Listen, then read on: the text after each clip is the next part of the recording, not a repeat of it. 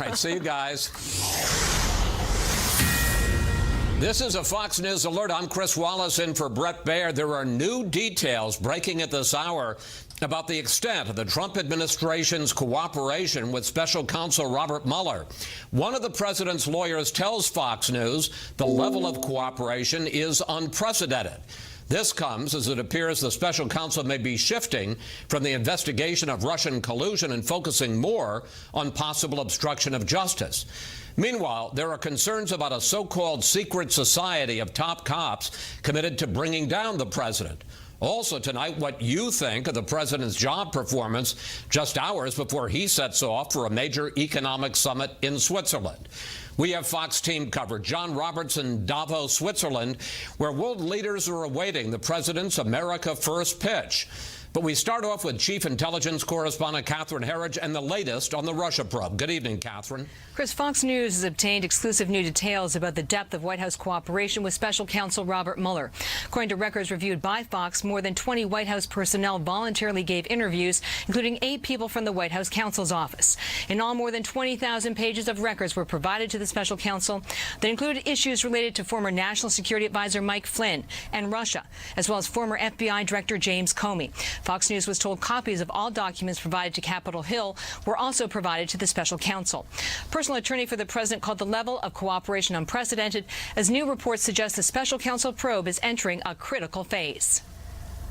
A series of leaks reporting that senior intelligence officials, from the Director of National Intelligence Dan Coats to CIA Director Mike Pompeo and NSA Director Admiral Mike Rogers, were interviewed by special counsel Robert Mueller, is intensifying pressure on the White House. Fox News can confirm that part of the special counsel's focus is the president's firing of FBI Director James Comey and former National Security Advisor Mike Flynn. A former Justice Department official under the Bush administration said all signs point to an investigation reaching its climax. It's a good sign for the White House because if you think about it, this means that the probe by Mueller will wrap up hopefully in less than a year, which is almost like light speed for a federal investigation. The president's lawyer has said publicly that a special counsel interview is inevitable, but sources tell Fox other witnesses, including Attorney General Jeff Sessions, who was questioned last week, the president's son-in-law and others, can answer Mueller's questions, adding there may be no single issue that only the president can explain. As the Russia probe momentum builds, so does congressional scrutiny of the Bureau under Director Comey. They're the FBI. Nobody's ever going to investigate them. Well, sorry, we are going to start investigating them. Republican Chairman Ron Johnson told Fox his government oversight committee is investigating a possible connection between the so-called secret society referenced in the FBI text and whistleblower claims. I have heard, from somebody that has talked to our committee that there is a group of individuals within the FBI that were holding secret off-site meetings. I think there's indications there were a number of high-level FBI officials. Johnson and the Republican chairman of the Senate Judiciary Committee, Chuck Grassley, want answers from the Justice Department's internal watchdog, Inspector General Michael E. Horowitz, about the missing text between demoted FBI agent Peter Strzok and reassigned FBI lawyer Lisa Page, and why their committees were told by Horowitz every text was recovered when 5 months are missing. On Fox, a Justice Department spokeswoman said they're working every angle to find the text messages through other forms, whether it's the old phones, whether it's going to some of these technology companies that were involved and seeing if they have them. In a text made public last year, Page and Strzok talk about avoiding detection. Page writes, "So look, you say we text on that phone when we talk about Hillary because it can't be traced." Federal law enforcement officials now tell Fox the missing Page-Strzok texts are part of a broader technical problem affecting 10% of the FBI cell phones. At least one Republican wants more answers from the FBI and former Attorney General. What I do want is an opportunity to fairly question folks like Strzok and Page and Comey and Lynch and others with the benefit of all of the documents, or as many as can be located. Late today, Fox News asked Special Counsel Robert Mueller's office to characterize the level of White House cooperation and whether their data is consistent with or conflicts with Fox's reporting, and there was no immediate response, Chris. Catherine, thank you. You're welcome. This is another Fox News alert. President Trump says he looks forward to speaking with a special counsel. This happened just a few moments ago at a background briefing at the White House. Chief White House correspondent John Roberts is now in Davos, Switzerland, where the president will participate in the World Economic Summit there tomorrow. Good evening, John. Chris, good evening to you. And wouldn't you know it, I'm in Davos and the president walks in on a background briefing. But the president did say again that there was no collusion between the Trump campaign and Russia to try to influence the U.S. election, and that he is looking forward, his exact words, to speaking with Robert Mueller about that investigation. The president going so far as to say that he would be willing to talk to Mueller under oath if his attorneys agree with that condition. The president also saying that he does not recall asking then Deputy Director of the FBI, Andrew McCabe, at an Oval Office meeting who he voted for during the 2016 election, though the president did allow that he questions McCabe's impartiality because of his wife's ties to the former Virginia governor and Clinton ally, Terry McAuliffe. The press secretary didn't confirm it, but didn't deny it either when queried on whether President Trump asked the FBI's Deputy Director Andrew McCabe who he voted for during an Oval Office meeting. The president and Andrew McCabe have had limited and pretty non-substantive conversations. I can't get into the details of what was discussed. I wasn't there. But after speaking with people who were in the room, a senior administration official challenged the claim, saying two White House staffers who took notes on the meeting don't recall hearing the president ask McCabe that. The White House also pushed back on charges President Trump scolded McCabe over campaign donations his wife Jill accepted from a PAC aligned with the former Virginia governor Terry McAuliffe, a Clinton ally. The two officials in the room say McCabe's wife was brought up in the context of the president asking how McCabe's family was, and that any reference to Jill McCabe's relationship with McAuliffe was in a joking manner. The daily back and forth over the Russia investigation aside, a new Fox News poll finds President Trump climbing out of an approval slump that was hanging like an anchor around his presidency. 45% of registered voters now say they approve of the job he's doing, up from his record low of 38% in October. It's still off his record high, and his disapproval ratings still hover above 50%. But the president does seem to be getting a boost from the economy, a huge bump in the number of people who think the economy is doing well compared to the last days of the Obama administration. We are restoring pride in the American worker and faith in the American dream. People are dreaming again. And 40% of registered voters think his policies have made the economy better, compared to 22% who think they made it worse. With that as the backdrop, President Trump is heading to the World Economic Forum in Davos, Switzerland tonight to declare the U.S. is open for business. I'm going to Davos right now to get people to invest in the United States. I'm going to say, come into the United States. You have plenty of money. But I don't think I have to go because they're coming. They're coming at a very, very fast clip. But at a forum that is all about globalism, President Trump's America First policies are raising eyebrows, particularly after Commerce Secretary Wilbur Ross spoke about trade wars at a press conference, saying, quote, "There have always been trade wars. The difference now is U.S. troops are now coming to the ramparts." Italy's prime minister felt compelled to throw a rhetorical counterpunch. I consider legitimate for each country to say my country first. No, I could say Italy first. Why not? What we need is an economic environment really functioning. And to have this, we need free trade, free market, and not protectionism. The Commerce Secretary assured the forum that he was not about to launch a trade war with anyone, though he did say the president intends to reverse some of what he called the bad trade decisions of past administrations. And Chris, the president's appearance here in Davos is going to be very interesting. As a businessman, he never got invited. Now as president, those business leaders who wouldn't invite him have to pay attention to him. Well, and he's the star of the show. John Roberts reporting live from Davos. John, thanks for that. Stocks were mixed today. The Dow gained 41, reaching another record high finish. The S&P 500 dropped 1.5. NASDAQ was off 45. There are new tensions tonight between the White House and America's mayors over the issue of sanctuary cities. The administration issued new threats against cities that refuse. Devolved into a partial boycott over the Justice Department's threats to subpoena so-called sanctuary cities. The mayors who choose to boycott this event have put the needs of criminal illegal immigrants over law-abiding Americans. New York City's Democratic Mayor Bill de Blasio called the DOJ's move racist, adding that it violates America's core values. Fellow Democrat and the leader of the U.S. Conference of Mayors, Mitch Landrieu of New Orleans, said it was an attack on mayors who lead welcoming cities. This is what community looks like.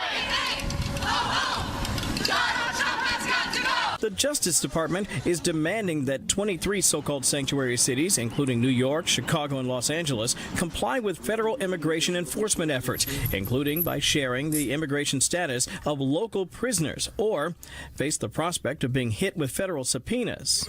Critics complain the Trump administration is simply attempting to punish local jurisdictions who won't do their bidding.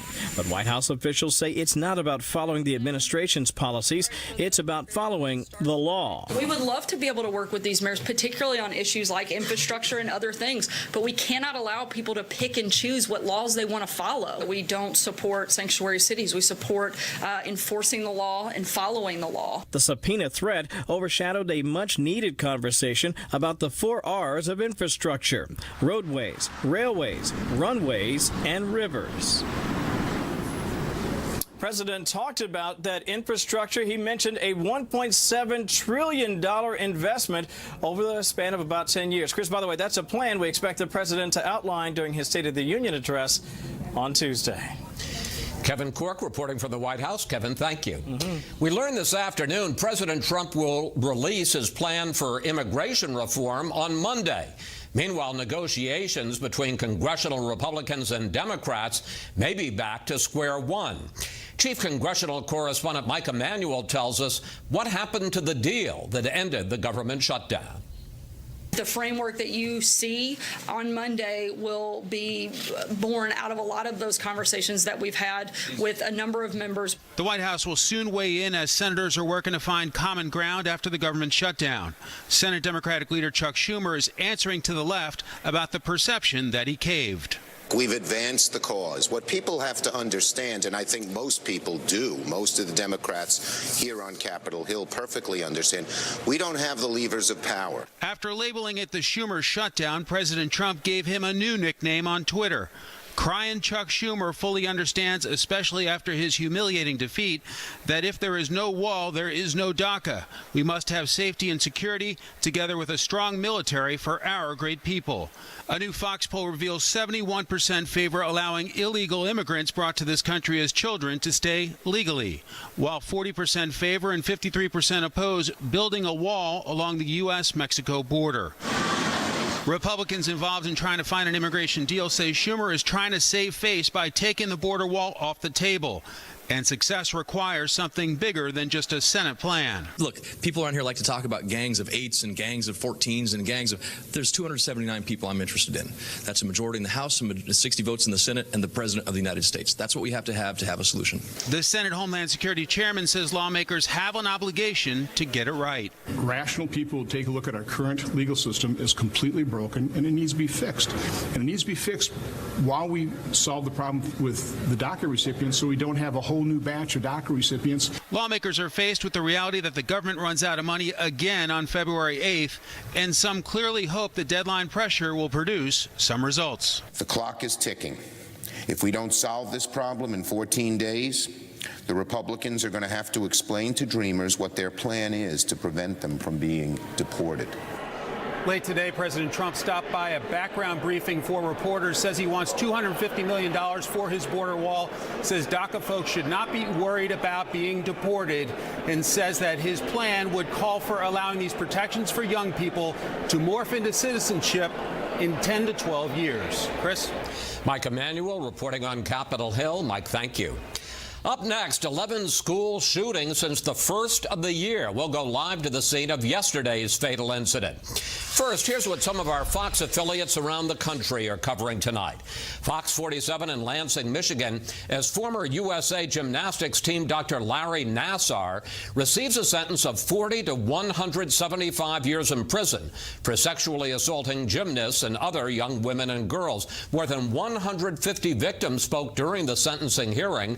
Nassar apologized before his penalty was announced. Fox 29 in Philadelphia, as the city aims to become the first in the U.S. U.S. to allow supervised drug injection sites as a way to combat the opioid epidemic. Officials are seeking outside operators to establish the safe injection facilities. Supporters say the move will save lives and money. Critics say it undermines treatment efforts and violates federal law.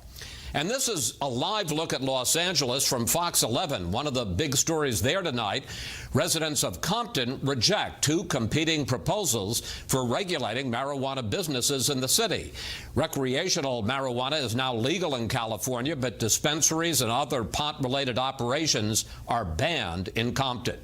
That's tonight's live look outside the Beltway from Special Report. We'll be right back. Senior correspondent Mike Tobin reports from Benton. It's the latest in a series of school shootings just since the first of the year. Evil makes no sense. Again, traumatized people in a small town sing and pray, attempting to come to grips with the senseless tragedy of a school shooting. The first deadly school shooting of the year erupted in Benton, a small town in Kentucky. Police say a student opened fire as his classmates gathered before the first bell. It sounded like there was a fight. Someone was hitting on the window. I took out my headphones and turned around, and everyone was just broken up. They were running. I saw the flashes from the gunshots, and by that time I was just running. Calls went into 911 minutes after the first shots. Callers advising me only seeing one shooter. We found a weapon. It is secure. We have a shooter in custody, 110 multiple injured. 15-year-old Preston Copewood died of gunshot wounds after being transported to Vanderbilt Hospital. 15-year-old Bailey Holt died on the scene. 20 were injured, 16 from gunshots. Doctors say the survivors look like they will pull through. Police apprehended a 15-year-old they say is the gunman. He has already been charged with 2 counts of murder. 12 counts of first assault, akin to attempted murder, are being processed. We will be filing paperwork to classify this defendant as what's called a youthful offender, and that is the process to charge him as an adult. A day earlier, shots rang out in the cafeteria of a school in Italy, Texas. Before that, the campus at Cal State San Bernardino was locked down with reports of gunfire. This was the first deadly shooting of the year, but Benton was the 11th incident of gunfire at a school since January 1st. We're almost jaded because there are so many. It's kind of a mixed bag. I mean, you're not all that surprised anymore. Although police and prosecutors are withholding the alleged shooter's name, the kids at the school know who he is, and they're posting his picture all over social media. Also on social media, the same debate we have with every school shooting. The problem is easy access to guns versus the problem is not enough good guys with guns. Chris? Mike Tobin reporting from Benton, Kentucky. Mike, thank you. A Southern California judge has just signed a protective order to keep the parents of 13 children found isolated and starving from contacting the kids. A brief hearing was held today for David and Louise Turpin. They are charged with torture and abuse along with other crimes. They're pleading not guilty. Police discovered the gruesome scene at their home in Paris, California, after one of the children escaped and called 911. California's Democratic Attorney General is suing the Trump administration over fracking. Javier Becerra is challenging the administration's rollback of an Obama-era rule that requires fracking companies to disclose the chemicals they use in their work. West Virginia Democratic Senator Joe Manchin says he will run for re-election this fall. His staff tells Fox News that Manchin was frustrated during the shutdown and told his colleagues about his frustration. They say he hates the dysfunction in the Senate, but they insist he never threatened to retire.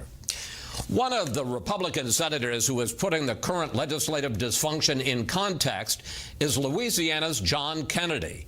Besides having a famous name, Kennedy has a unique perspective that's making him one of the go-to lawmakers on Capitol Hill for journalists.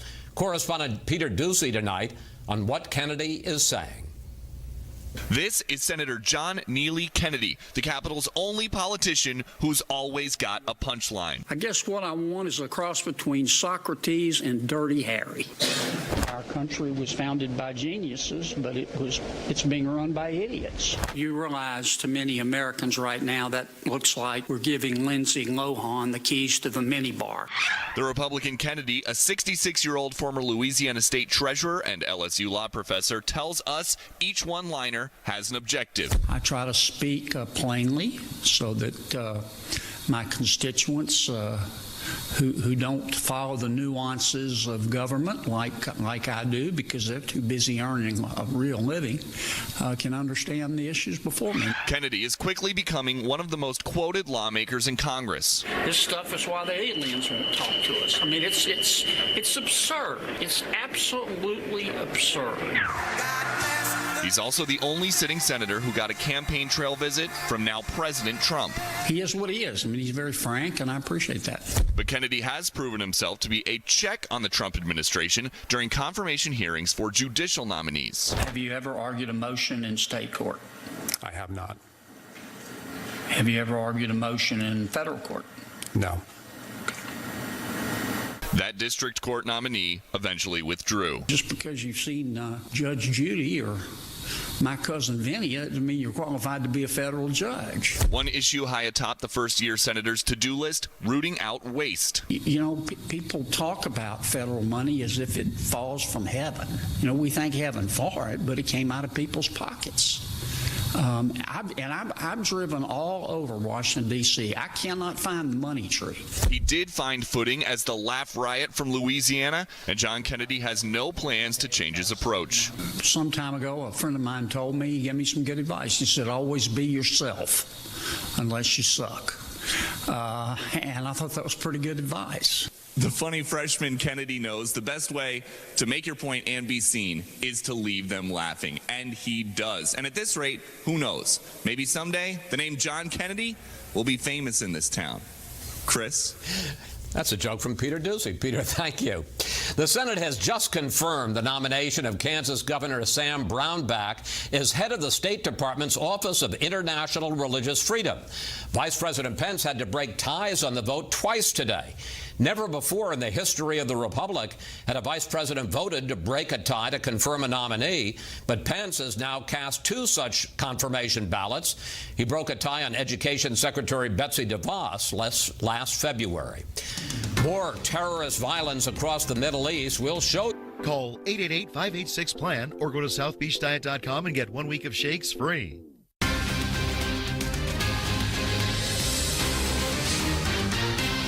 A U.S. drone strike killed about a dozen ISIS terrorists in Libya Tuesday. It's the first American airstrike in Libya since November of last year. American defense officials say the ISIS fighters were killed while traveling in two vehicles in central Libya. We have two terror incidents in the Middle East to show you tonight. First, in Benghazi, Libya. The city made infamous by the attacks on U.S. facilities in 2012 was rocked by twin suicide bombings last night that left dozens dead. Senior Foreign Affairs correspondent Greg Palcott has that story. Violence rocks Benghazi with a massive car bomb blast overnight in the center of the turbulent eastern Libyan city. Soon after, a second blast. As many as 34 were killed, 90 injured, including security officials and children. The UN denounced it as a war crime. The explosion happened as I was on my way out of the mosque. It's as if they were waiting for the people to gather to carry out the explosion. No one has claimed responsibility, but Islamist groups, possibly ISIS, are thought to be behind it. There's a vacuum in Libya. There's a whole host of groups and factions trying to fill that vacuum. Benghazi is best known for the 2012 attack on the U.S. consulate by militants that left 4 Americans dead, including the U.S. ambassador. Part of the chaos following the Obama administration-backed ouster of Libyan strongman Muammar Gaddafi. While the so-called Islamic State was beaten back from population centers in the country and has also lost ground in Iraq and Syria, in recent months in Libya, it has staged a comeback, and it is exporting the terror. The Manchester, UK concert attack last year, which killed 22, was tied to Libyan terrorists. ISIS's presence in Libya, in terms of its ability to project its power to different parts of the region and also in the West, should be a concern for the international community. Which is why the Trump administration is now targeting them with airstrikes. The most recent killed 17 ISIS fighters. All the while, the infighting continues between a UN-backed government in the capital of Tripoli and a former Libyan army general and his fighters based in Benghazi, the possible target of last night's carnage. The UN is organizing elections for later this year in Libya, aimed at forming a national government to deal with terror and unrest. Experts say there's still a long, dangerous way to go. Chris. Greg, thank you. ISIS militants are claiming responsibility for an attack on the Afghan offices of the charity Save the Children. 4 people were killed there. Correspondent David Lee Miller has more from our Middle East newsroom.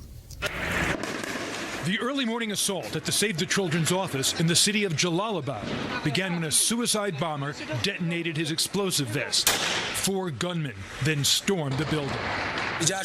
An explosion rocked this area, and right after that, children and people started running away. During the day-long siege, 3 employees of the aid organization and an Afghan soldier were killed. More than 24 people were injured. There is heavy fighting. All residents have been forced to leave their homes. After an 8-hour gun battle, there was a brief lull in the violence. There were many attackers, and some of them are still resisting. But fortunately, we have managed to rescue the aid worker staff and others who were trapped in the office building. It would take 2 more hours until it was over and all the gunmen were dead. ISIS claimed responsibility. The group said it is targeting what it called British and Swedish foundations and Afghan government institutes. Save the Children, which has been operating in Afghanistan since 1976, said it is temporarily suspending all programs in the country. The attack took place 4 days after a deadly siege by the Taliban at the Intercontinental Hotel in Afghanistan's capital, Kabul. More than 40 people died, including 4 Americans. 2 others were injured. Pakistani officials are calling for what they describe as a credible investigation into the hotel attack. This after reports linked militants in Pakistan to the assault. Chris? David, thank you. Scientists are one big step closer to cloning humans tonight. Researchers in China used the same technique that produced Dolly the sheep 22 years ago to create 2 healthy monkeys. It's the first time cloning has been successful with primates. Up next, the panel on the scandal in the Justice Department and what it means for the Russia investigation. First, beyond our borders tonight. Turkey's president is vowing to expand his military operation against Kurdish forces in northern Syria.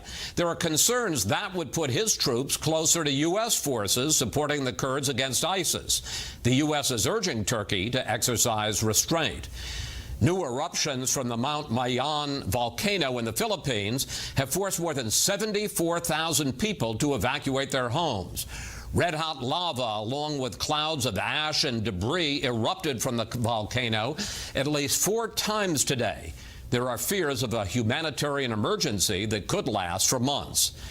And Pope Francis is denouncing fake news as evil and urging journalists to make it their mission to search for the truth. The Pope gave his annual message on social communications after receiving the worst press of his 5-year papacy during a controversial trip to South America. Those are just some of the other stories beyond our borders tonight. We'll be right back.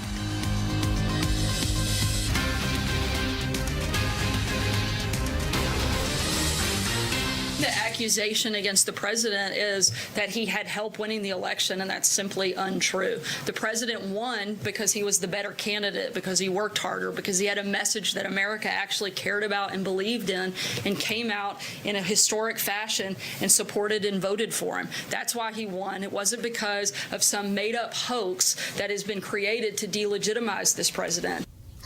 White House spokeswoman Sarah Huckabee Sanders pushing back against reports the special counsel's investigation of the Trump administration is intensifying.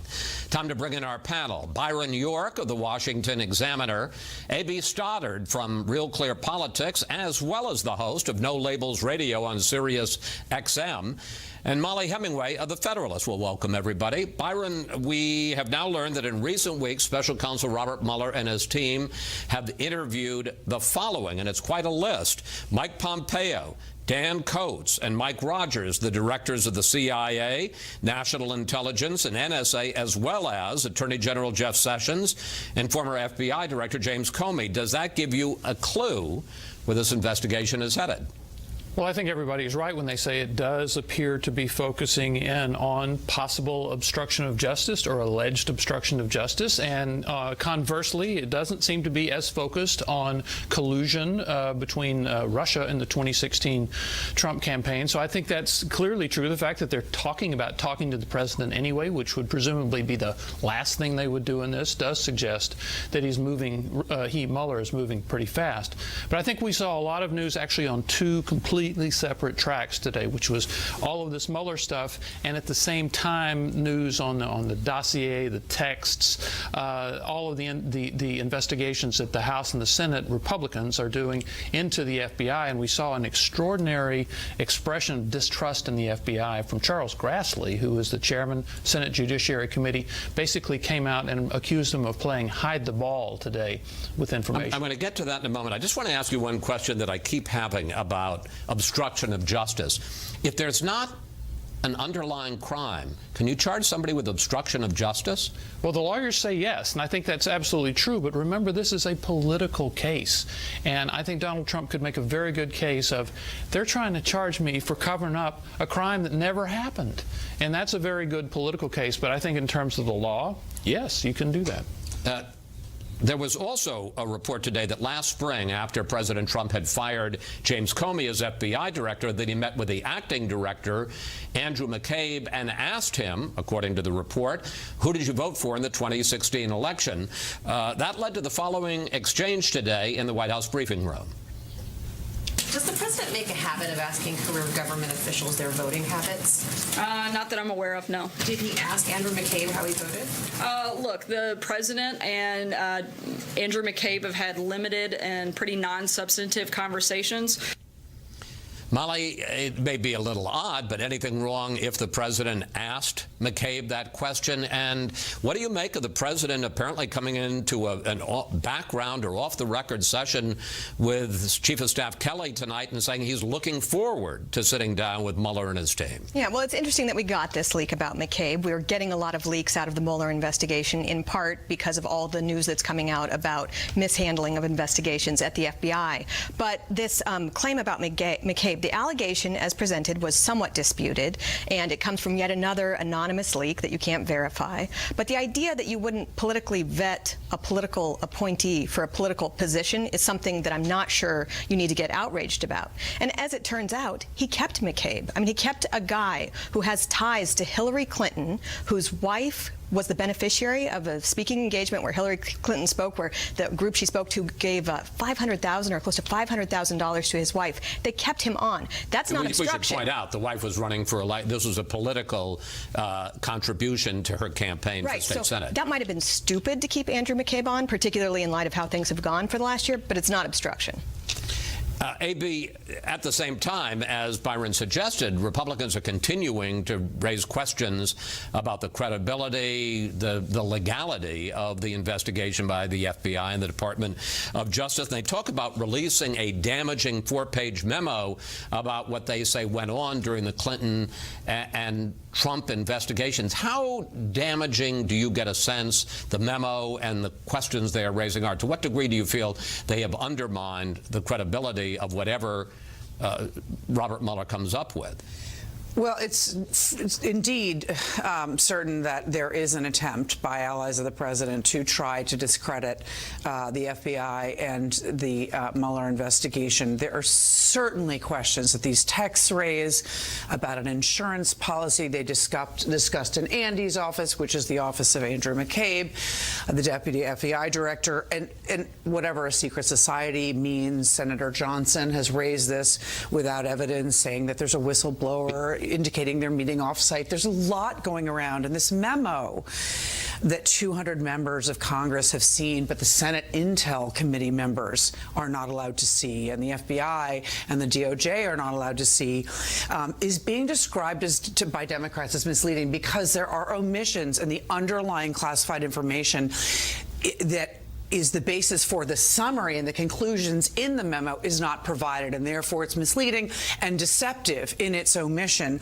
And so they're going to fight back with a counter memo. This is a miserable and destructive process. I think we need to take a step back, though, and look at what's happening. We have dozens of highly credible allegations of politicization at the FBI, and the appropriate range of reaction to what we've learned in recent days is calm determination to get to the bottom of this, to absolute outrage about what has happened at the FBI and DOJ. And it seems that official Washington is in some sort of state of denial, probably as a result of their dislike of President Trump and because some of these allegations support some of what he's saying. This is a scandal. This is a huge scandal, and official Washington is not behaving appropriately. The idea of painting the entire Department of Justice and the entire FBI but nobody is with the broad brush. Oh no, they've talked about a coup in the deep state. They've talked about the need for a purge to lock up people at the highest levels. I'm sorry, you know what? Actually, it is a huge smear campaign. There are questions to be raised, but smearing the entire department is a mistake Republicans will regret. Look, you refer to the leadership of the FBI as the FBI, but the FBI solves bank robberies and kidnappings and all of these great things that they do, and Republicans are not attacking them for that. But the FBI just happens to be in the center of the two most explosive political investigations of the last many years, the Clinton email investigation and Trump-Russia, and that's going to get political. All right, guys, we have to break because we have another segment. But if you wanted some indication of just how divided and passionate Washington is about some of these issues, you just heard it. Next up, President Trump brings America First to Switzerland. They came out